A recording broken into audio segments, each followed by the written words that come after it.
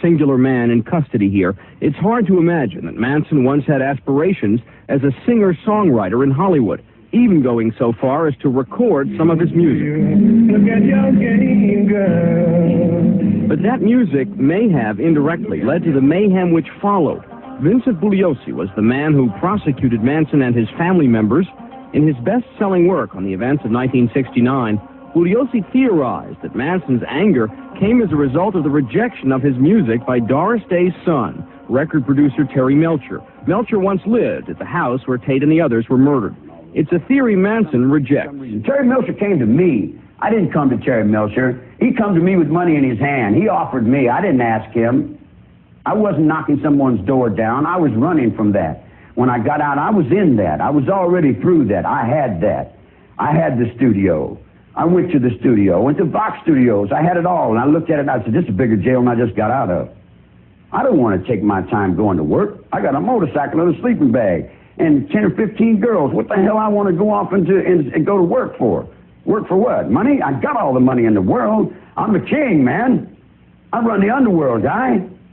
I decide who does what and where they do it at. What am I going to run around and act like I'm some teeny bopper somewhere for somebody else's money? I make the money, man. I roll the nickels.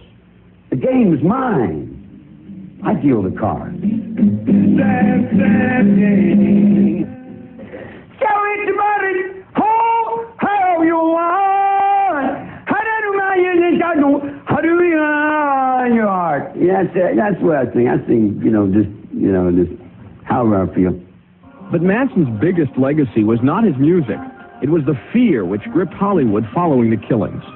Was it an intention of yours to scare the Hollywood community? Hollywood's been afraid since it began. Hollywood knows Hollywood. Anybody that knows the garbage cans in the alley understands Hollywood. Look out, Ellen, this carelessly. Finally, after 2 decades, Charles Manson remains an enigma. Outlaw, cult leader, convicted murderer, he is the man who most terrorized Hollywood. People look at you today, 20 years later, and they still have no idea what you're about. Tell me in a sentence who you are.